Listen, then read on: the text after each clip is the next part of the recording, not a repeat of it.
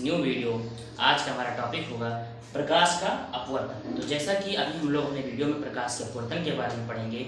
ये जो हमारा टॉपिक है प्रकाश का अपवर्तन, ये यूपी बोर्ड के दृष्टिकोण से बहुत ही महत्वपूर्ण टॉपिक है और इससे हमारे न्यूमेरिकल भी आते हैं और इससे थ्योरी भी लिखने को आती है। प्रकाश का अपवर्तन और अपवर्तन के नियम भी लिखने को आते हैं।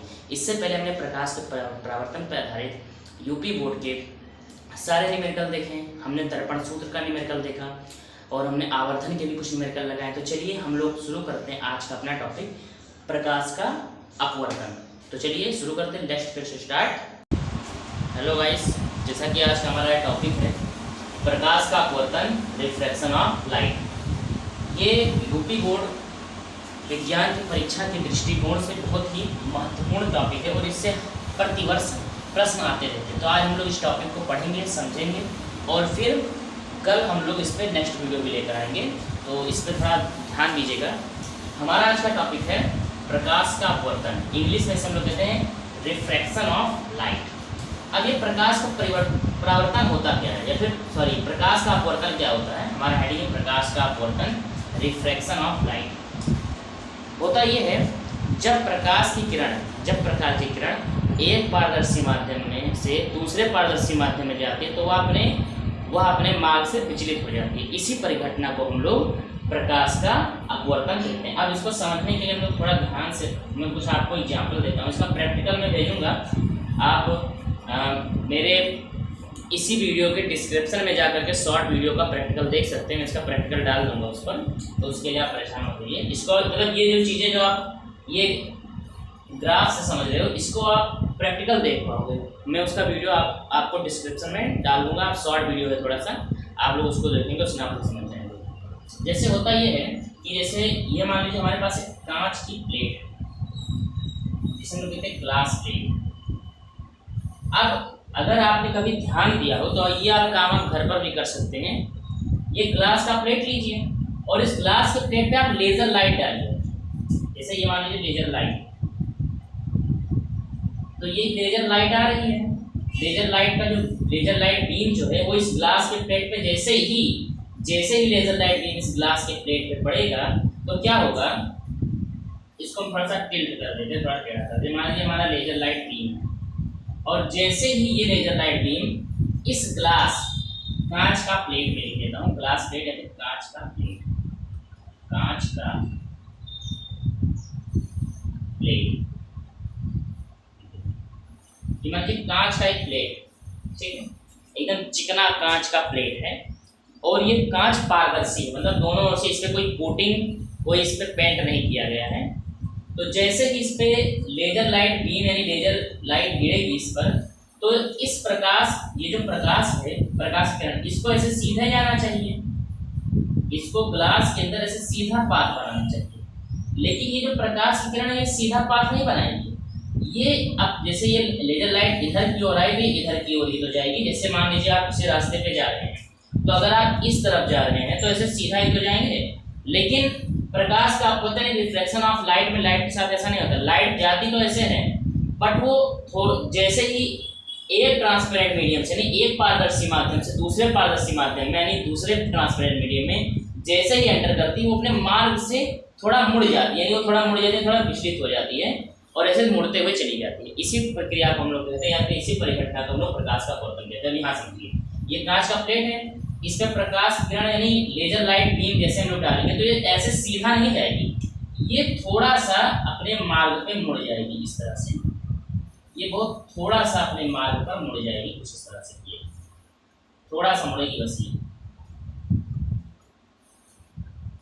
ये ऐसे थोड़ा सा मुड़ जाएगी। इसी घटना को हम लोग कहते हैं प्रकाश का अपवर्तन। देखिए लेजर लाइट बीम है, ये हमारी लेजर लाइट बीम है, ये आई कांच के प्लेट से टकराई तो ये इसी ओर सीधा जाने के बजाय थोड़ा सा मुड़ गई और मुड़कर गई। तो ये जो प्रकाश की किरण ये मार्ग से विचलित हो गई, भटक गई। इसका रास्ता इधर की ओर था लेकिन ये चला गया इधर की ओर। तो इसी घटना को हम लोग प्रकाश का अपवर्तन यानी रिफ्लेक्शन ऑफ लाइट कहते हैं।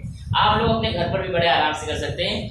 मार्केट से एक लेजर लाइट लीजिए और एक ग्लास का प्लेट लीजिए। वो आप वहाँ बताएंगे कि मुझे ग्लास प्लेट और लेजर लाइट चाहिए, और जैसे ही आप ग्लास प्लेट पे लेजर लाइट डालेंगे आप इसको बल्ब की लाइट से भी कर सकते हैं या फिर सनलाइट से भी कर सकते हैं, लेकिन उसमें बल्ब की लाइट और सनलाइट की जो बीम होती है वो आपकी जो बीम होती है वो फैलती है, तो उसमें आप उसे देख नहीं पाएंगे, इसलिए आप लोग लेज़र लाइट लीजिए जिससे उसकी बीम पूरा एकदम मतलब एक ही दिशा में से चलती हुई जाए, इधर उधर फैले ना।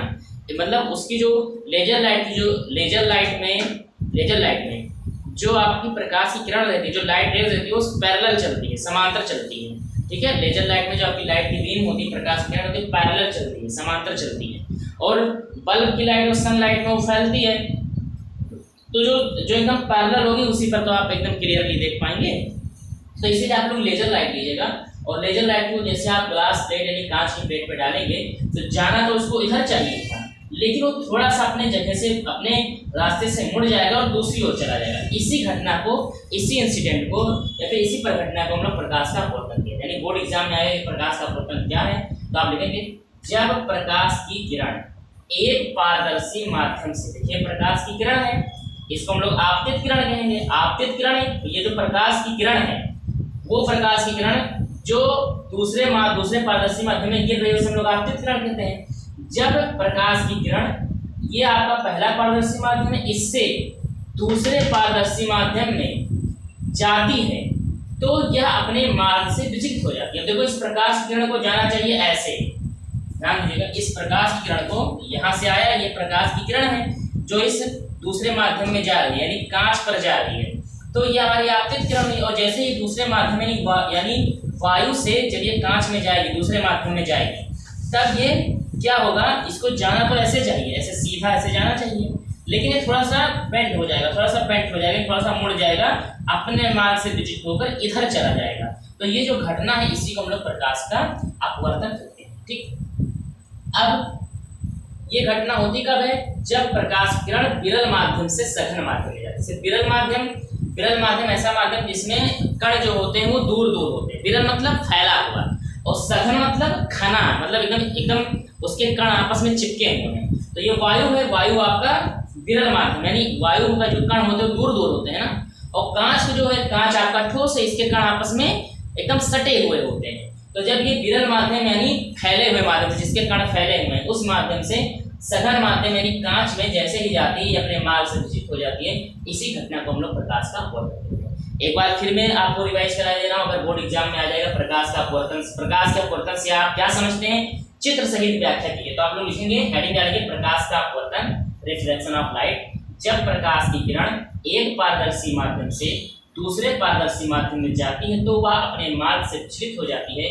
यह परिघटना ही प्रकाश का अपवर्तन कहलाती है। इस तरह से आप लोग एक साइड में चित्र बना देंगे और जो भी टीचर आपकी कॉपी चेक करेगा वो आपको फुल अपॉन फुल मार्क्स देगा। ठीक है, तो मेरे ख्याल से प्रकाश का अपवर्तन आप सभी को समझ में आ गया और बहुत ही मोस्ट इंपॉर्टेंट टॉपिक है यूपी बोर्ड के हिसाब से।